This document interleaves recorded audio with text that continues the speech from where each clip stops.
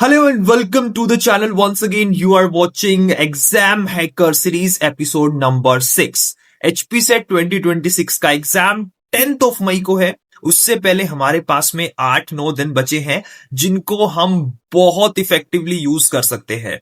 आपका मुझे बहुत अच्छा फीडबैक रिसीव हो रहा है, तो यार मेक श्योर कि इन 10 दिनों के अंदर भी हम अपनी प्रिपरेशन को और अच्छे लेवल पर ले जा सके. ठीक है, मैंने आपके लिए कुछ और सरप्राइजेस भी प्लान किए हैं जो आपके लिए बहुत ज्यादा यूजफुल रहेंगे. ठीक है, तो सबसे पहले एग्जाम हैकर सीरीज को स्टार्ट करते हैं, फिर बाद में मैं आपके साथ डिस्कशन बीच में करता रहूंगा. और एक प्लान है मेरे माइंड में जिसको हम मिल करके 10th ऑफ मई तक एग्जीक्यूट करेंगे. उससे भी बहुत ज्यादा फ्रूटफुल रिजल्ट आपको देखने को मिलेगा. ठीक है, सो सबसे पहले क्वेश्चन करो यार, विदाउट फर्दर डिले. सबसे पहले क्वेश्चन पे ध्यान दो. क्वेश्चन बहुत सिंपल क्वेश्चन है और एक अच्छा कॉन्सेप्ट इस क्वेश्चन के अंदर यूज हो रहा है कि आपके पास में एक पार्टिकल है, उस पार्टिकल का मास आपको गिवन है और वो पार्टिकल जिस वेलोसिटी से मूव कर रहा है वो वेलोसिटी भी आपको गिवन है. ठीक है, what you have given, you have given the mass of the object. आपको ऑब्जेक्ट का मास गिवन है, आपको वेलोसिटी गिवन है और आपको ये भी बोला गया है कि आपने फोर्स अप्लाई किया और उसको रोक दिया 5 मीटर्स तक. ठीक है, तो आपको फोर्स फाइंड करना है कि आप कितना फोर्स अप्लाई करोगे ताकि आपका जो पार्टिकल है वो 5 मीटर पर जाकर के रुक जाए. ठीक है, तो यार वर्क एनर्जी थ्योरम आप सभी ने पढ़ा होगा. तो वर्क एनर्जी थ्योरम में ये होता है बेटा कि जो चेंज इन काइनेटिक एनर्जी होती है, के फाइनल माइनस के इनिशियल, जो आपकी चेंज इन काइनेटिक एनर्जी होती है वो आपकी वर्क डन के बराबर होती है. ठीक है, that is equals to the work done. अब वर्क डन क्या होता है बेटा, फोर्स इंटू डिस्प्लेसमेंट. तो फोर्स इंटू डिस्प्लेसमेंट होता है वर्क डन. ठीक है, kinetic energy final kinetic energy 0 होगी क्योंकि आपका पार्टिकल बेटा क्या हो गया, स्टॉप हो गया. आपका पार्टिकल रेस्ट पर आ गया. When your particle is at rest, so your kinetic energy final is 0. आपकी काइनेटिक एनर्जी फाइनल क्या हो जाएगी, 0 हो जाएगी. इतना क्लियर है आप सभी को. तो यहां से जो के इनिशियल होगा, जो आपकी इनिशियल काइनेटिक एनर्जी आएगी, that is with minus sign of course, that is half mass is 2, right? V square, velocity is given, so 10 square, that comes out to be 100, right? 10 का square, that is 100. Kinetic energy you all know na, half mv square. Half mv square is what? The kinetic energy. Half mv square. ठीक है, ये होती है kinetic energy. ये आप सभी को पता है, राइट? काइनेटिक एनर्जी आप सभी को पता है. ठीक है, काइनेटिक एनर्जी आप सभी को पता है. ठीक है, so displacement is also given ना. तो फोर्स अपने को कैलकुलेट करना है and displacement is what, 5 and 2 से 2 हमने कैंसिल कर दिया. So that comes out to be -100 and it is 5 ना. So force is comes out to be -20 newton. आपने फोर्स अप्लाई किया इन दी अपोजिट डायरेक्शन. जो साइन, नेगेटिव साइन जो आपको इंडिकेट कर रहा है बेटा, नेगेटिव साइन ये इंडिकेट कर रहा है कि आपने जो फोर्स अप्लाई किया वो अपोजिट डायरेक्शन में अप्लाई किया, राइट? आपका बॉडी ऐसे चल रहा था, आपने फोर्स उस पर अपोजिट डायरेक्शन पे लगाया, तभी तो वो रेस्ट पे आएगा, तभी तो वो रुकेगा. ठीक है, तो मैग्नीट्यूड वाइज अगर हम इसका आंसर देखें तो option number A is the correct answer. Option number A is the correct answer. बोलो, इतना क्लियर है सभी को? Yes, very much clear. Work energy theorem के ऊपर क्वेश्चन बेस्ड है. इस तरह का क्वेश्चन आपके एग्जाम में आ सकता है. अब आपसे रिक्वेस्ट रहेगी कि जाकर के वीडियो लेक्चर खत्म होने के बाद में वर्क एनर्जी थ्योरम क्या होती है, वर्क एनर्जी थ्योरम का एक डेरिवेशन है वो जरूर कर लेना. मतलब प्रैक्टिस कर लेना वर्क एनर्जी थ्योरम के ऊपर क्वेश्चंस की, multiple choice questions based on work energy theorem. Practice करना, अच्छा कॉन्सेप्ट है, निकल जाएगा. ठीक है, उसके बाद second question direct formula based question है, आपके एग्जाम में आपको मिल सकता है. आपसे पूछा है कि स्केप वेलोसिटी जो होती है अर्थ की वो किस पर डिपेंड करती है. So escape velocity is under root 2gm upon radius upon r. ठीक है, तो that is the escape velocity. अब बेटा जी, कैपिटल जी तो ग्रेविटेशनल कांस्टेंट है ना, यूनिवर्सल ग्रेविटेशनल कांस्टेंट. ठीक है, so it depends on the mass और it depends on the radius. Correct option option number C. Mass पे भी डिपेंड करती है एस्केप वेलोसिटी और रेडियस पर भी डिपेंड करती है आपकी एस्केप वेलोसिटी, मतलब escape velocity of the earth, escape velocity of the earth. ठीक है, इतना क्लियर सभी को? दोनों क्वेश्चंस बिल्कुल क्लियर है? तो यार इस तरह के क्वेश्चंस भी आपके एग्जाम में पूछे जा सकते हैं। डायरेक्ट फॉर्मूला बेस्ड क्वेश्चंस रहेंगे। सीधा आपको बस रिकॉल करना है कि एस्केप वेलोसिटी जब भी दिमाग में आए तो ये फॉर्मूला दिमाग में आ जाए और उसके ऊपर जो भी एप्लीकेशंस हैं वो लगाओ और अपने आंसर को निकालो। ठीक है, इतना क्लियर सभी को? यस, इज इट क्लियर ना? ओके, अब जाकर के ग्रेविटेशन चैप्टर में जाकर के एस्केप वेलोसिटी का थोड़ा सा और रिवीजन कर लेना। एक तो वर्क एनर्जी थ्योरम पढ़ना अभी जाके इस लेक्चर को खत्म होने के बाद में, वर्क एनर्जी थ्योरम। ठीक है, वर्क एनर्जी थ्योरम जो इस चैप्टर के क्वेश्चंस है वो करना बेटा, वर्क एनर्जी थ्योरम। ठीक है, ये करना। और जाकर के एस्केप वेलोसिटी जरूर पढ़ लेना।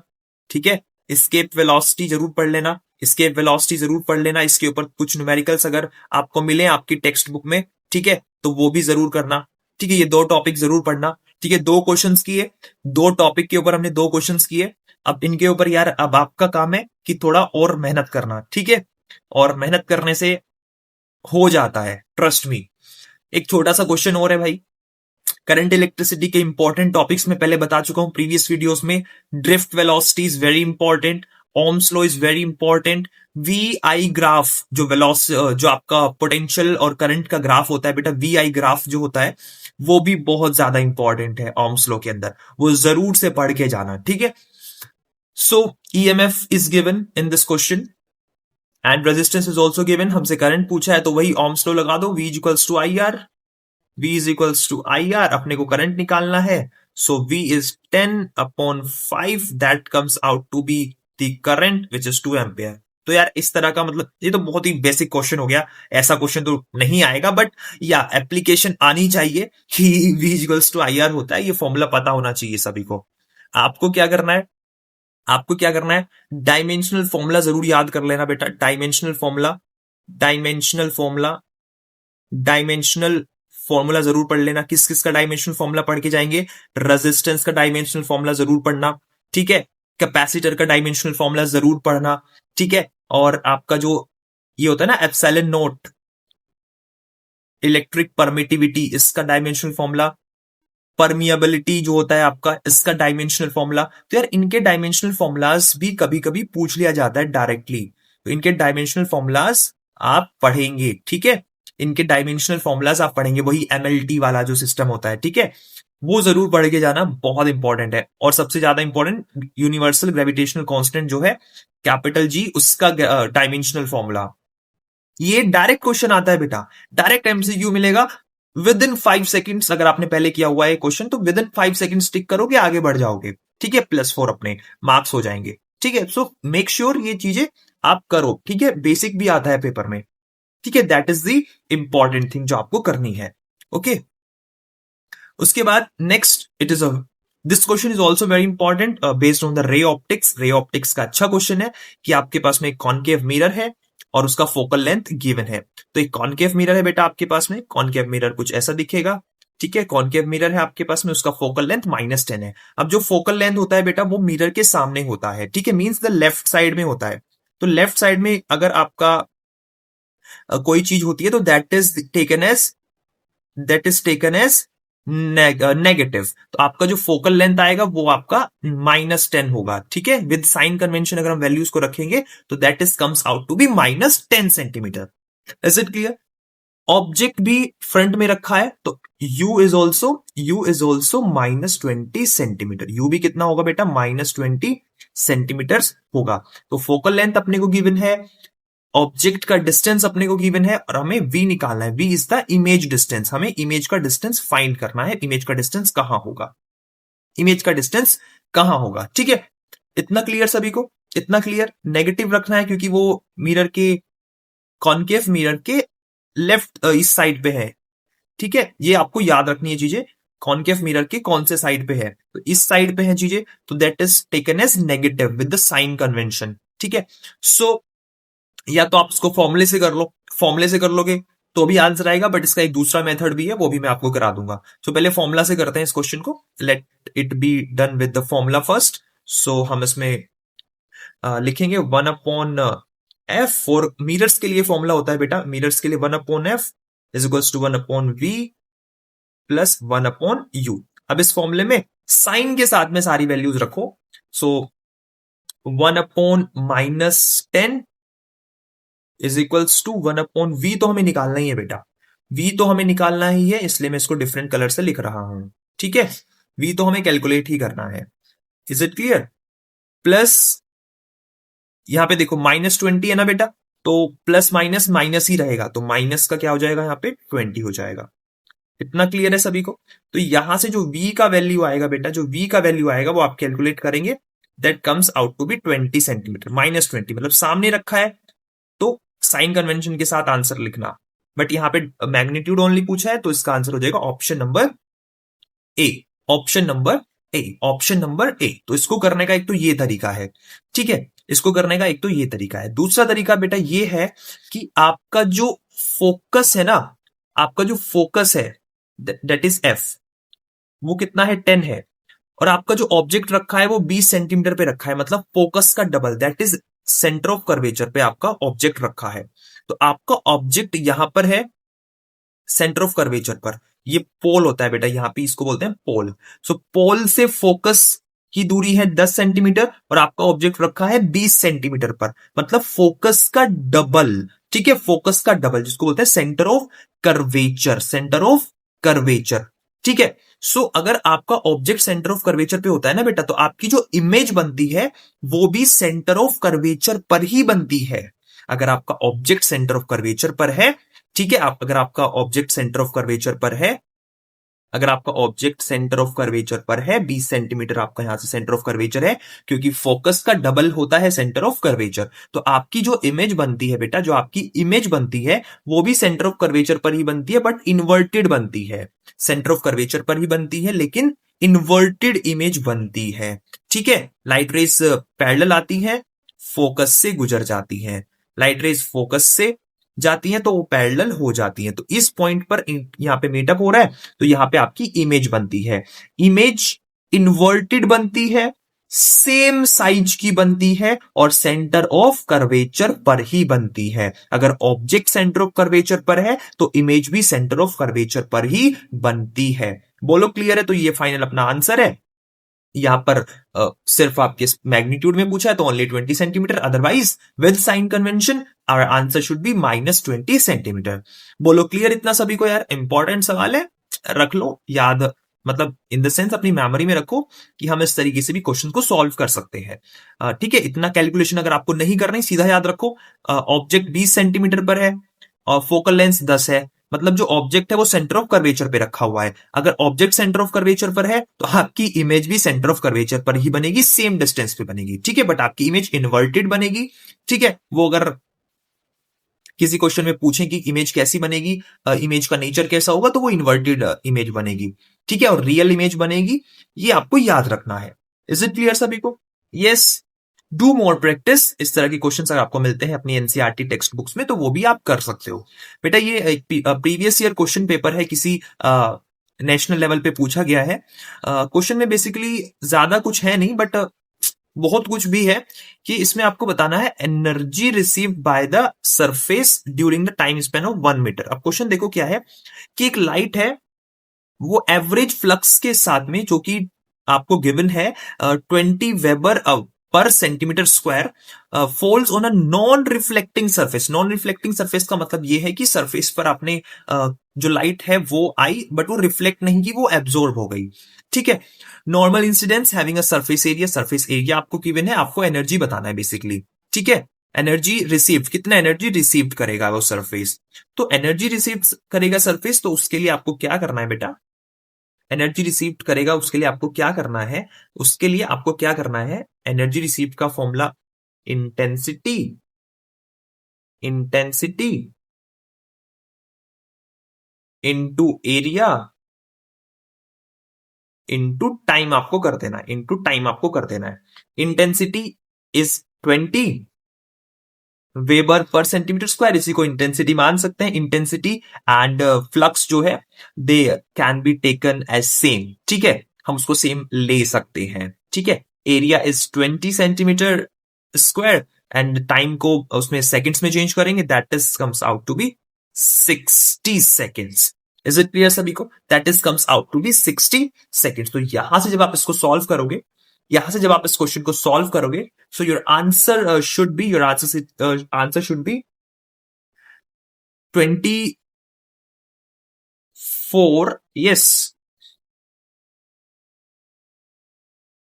into 10 की पावर 3 जूल, into 10 की पावर 3 जूल। तो that should be your correct answer, ठीक है। यहां से आपको आंसर मिल जाएगा। तो ये आपको याद रखना है यार, छोटा सा फॉर्मूला है, उसकी हेल्प से क्वेश्चन, ये एक्चुअली ये प्रीवियस ईयर क्वेश्चन है और एक नेशनल लेवल के पेपर में आ चुका है, ठीक है, आ चुका है। थोड़ा सा ट्रिकी है, ट्रिकी इन द सेंस कि एकदम से फॉर्मूला रिकॉल नहीं होता कि यार इसमें कौन सा फॉर्मूला लगाएं अपन। तो फॉर्मूला यही लगा दो यार, एनर्जी निकाल रहे हो तो इंटेंसिटी इंटू एरिया कर दो, इंटू टाइम कर दो, क्योंकि ठीक है। सो आपको एनर्जी मिल जाएगा कि 1 मिनट में के अंदर में कितना एनर्जी रिसीव हुआ। एक मिनट के अंदर में आपका जो नॉन रिफ्लेक्टिंग सरफेस है उसने कितना एनर्जी रिसीव किया, ठीक है। इज इट क्लियर सभी को? Yes, very very much clear सभी को, ठीक है। इतना क्लियर है सभी को? इतना क्लियर है सभी को, ठीक है। तो यहां से आप आंसर अपना निकाल सकते हो, ठीक है। Okay, yes, so let's move. अब ये देखो यार क्वेश्चन, ये तो एनसीईआरटी में भी गिवन है और बहुत बार पूछा गया है डिफरेंट डिफरेंट एग्जाम्स में। There is a variation of resistivity with temperature for copper. Copper के लिए पूछा है, तो कॉपर के लिए यार ग्राफ याद रखो, ये ग्राफ बनता है कॉपर के लिए। Option number C, direct question आएगा, डायरेक्ट हिट करना, ठीक है, डायरेक्ट हिट करना, ठीक है। कॉपर के लिए रेजिस्टिविटी और टेम्परेचर का जो ग्राफ है दैट इज लाइक दैट। तो इस तरीके से ग्राफ बनेगा। Option number C is the correct answer for this question. Clear सभी को? कर लेंगे सभी? Yes. Now very important question और थोड़ा सा ट्रिकी क्वेश्चन भी है, देखने में इजी है लेकिन इजी क्वेश्चन नहीं है, इंपॉर्टेंट है, समझो। In a certain region of space with volume 0.2 metre cube the electric potential is found to be 5 volt throughout. तो यार हमारे पास में जो इलेक्ट्रिक पोटेंशियल है वो 5 वोल्ट है थ्रू आउट, मतलब आपका इलेक्ट्रिक पोटेंशियल चेंज नहीं हो रहा। आपको इलेक्ट्रिक फील्ड बतानी है उस रीजन की। तो यार इलेक्ट्रिक फील्ड का एक फॉर्मूला होता है जो बहुत सारे क्वेश्चंस में मैंने पहले भी रिवाइज कराया है। मेक श्योर आपने पूरा स्कोर बूस्टर सीरीज देखा हो, आपने पूरा स्कोर बूस्टर सीरीज देखा हो, एक एक लेक्चर, और आपने एग्जाम हैकर सीरीज भी देखी हो, ठीक है। अब नेक्स्ट जो मंडे से शुरू होने वाला है भाई, वो बहुत क्रेजी होने वाला है, बहुत क्रेजी, ठीक है। आपको रियल एग्जाम का फील आएगा और कॉन्फिडेंस बहुत बूस्ट होगा, ट्रस्ट मी, ठीक है। सो मंडे से डबल डोज आपको मिलने वाला है, सुबह 10 बजे और रात को 8 बजे भी, ठीक है। डेली आपको 2 वीडियोस मिलेंगे। सुबह 10 बजे हम लोग केमिस्ट्री करेंगे और रात को 8 बजे एज यूजुअल हम फिजिक्स करेंगे। थोड़ा सा उसमें मैंने जेंजी टाइप का थोड़ा सा उसमें क्रिएटिविटी की है, बहुत मजा आएगा। अभी मैं उसको थोड़ा सा बताता हूं उसके बारे में, पहले क्वेश्चन सॉल्व कर लेते हैं। सो इलेक्ट्रिक फील्ड का फॉर्मूला होता है change in potential upon DV upon D R, ठीक है, DV upon D R. D is the change, तो it is electrostatic potential and it is the distance. तो ये हमारे पास फॉर्मूला होता है, क्लियर। तो यार इसमें आप देखोगे कि जो हमारा इलेक्ट्रोस्टैटिक पोटेंशियल है ना, वो ना बेटा थ्रू आउट 5 वोल्ट ही है, वो चेंज नहीं हो रहा। जब इलेक्ट्रिक पोटेंशियल में चेंज नहीं हो रहा, सो आपका इलेक्ट्रिक फील्ड क्या होगा बेटा? जीरो होगा। इलेक्ट्रिक फील्ड क्या होगा? जीरो होगा, जब चेंज ही जीरो है। जब आपका इलेक्ट्रिक पोटेंशियल में चेंज ही जीरो है, तो आपका जो इलेक्ट्रिक फील्ड का मैग्नीट्यूड होगा उस रीजन में, वो भी जीरो ही होगा, ठीक है। So that is the correct answer. Zero इसका करेक्ट आंसर होगा। यहाँ पे बच्चे थोड़ा सा समझ नहीं पाते, बट समझना है बेटा, डीवी अपॉन डी आर होता है, तो DV means change in potential. अब चेंज इन पोटेंशियल जीरो है, थ्रू आउट आपका जो इलेक्ट्रिक पोटेंशियल है वो 5 वोल्ट ही है थ्रू आउट, ठीक है, no change, it is constant. तो आपका आंसर जो होगा जीरो होगा। Option number A is the correct answer, clear. Now there is a very important question again, बहुत सारा काइनेटिक एनर्जी और टोटल एनर्जी में क्या रिलेशन है, पोटेंशियल एनर्जी और टोटल एनर्जी में क्या रिलेशन है। So kinetic energy is negative of the total energy and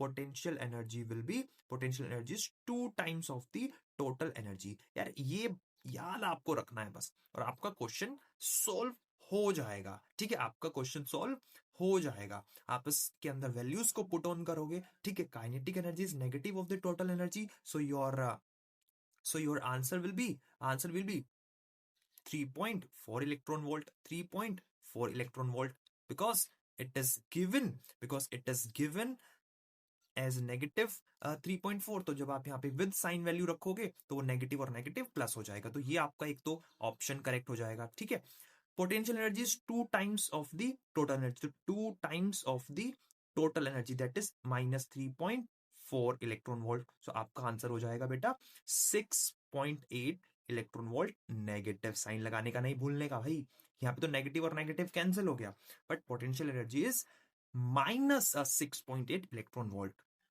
तो यार इस तरह के क्वेश्चंस आपको मिलेंगे। सो ये तो हो गई पढ़ाई लिखाई वाली बातें जो हमारे लिए बहुत जरूरी है लास्ट के टाइम पे करना। और अब मैं आपके साथ करने वाला हूं थोड़ी सी स्ट्रेटजी और थोड़ी सी अब हम रणनीति बना लेते हैं कि अब हम कैसे जो हमारे पास 7-8 दिन बचे हैं उनको कैसे यूटिलाइज हम करेंगे। सबसे पहले मेक श्योर आपने स्कोर बूस्टर सीरीज का एक एक एपिसोड देखा है। स्कोर बूस्टर सीरीज जो आपने एक एक उसका लेक्चर देखा है। उसके बाद एग्जाम हैकर सीरीज आपने कंप्लीट 6 के 6 एपिसोड्स देखे हैं। एक एक क्वेश्चन को लिख लिख के प्रैक्टिस किया है। ठीक है, और उस कॉन्सेप्ट को अपने नोट से अपनी टेक्स्ट बुक से भी एक बार जरूर रीड करना है। ठीक है, सिर्फ ये नहीं कि यार लेक्चर देखा क्वेश्चन सॉल्व हुआ ठीक है, नहीं सॉल्व हुआ तो ठीक है, नहीं बेटा, आपको जो टॉपिक पढ़ाया, जिस टॉपिक पे सवाल कराया, उस टॉपिक को एक बार अपने नोट्स में जाकर के पढ़ो, अपनी टेक्स्ट बुक में जाकर के उसका थ्योरी रीड करो और कोशिश करो कि उसके जैसा सिमिलर या सेम सवाल आपको अगर कहीं और भी मिल रहा है तो वहां से भी सॉल्व करो। अब हमारे पास में जो भी दिन बचे हैं उन बचे हुए डेज में हमने को क्या करना है वो मैं थोड़ा सा बात आपके साथ कर लेता हूँ। सबसे पहले तो यार ऑनेस्टली बताना, थोड़ा सा डर तो लगता है ना, थोड़ा सा डर तो लग रहा होगा ना कि यार एग्जाम 10 मई को है, और थोड़ी नर्वसनेस तो होती है यार, ये तो नेचुरल है। ठीक है, अगर आपकी प्रिपरेशन बहुत अच्छी है तो यार थोड़ा डर तो लगता है।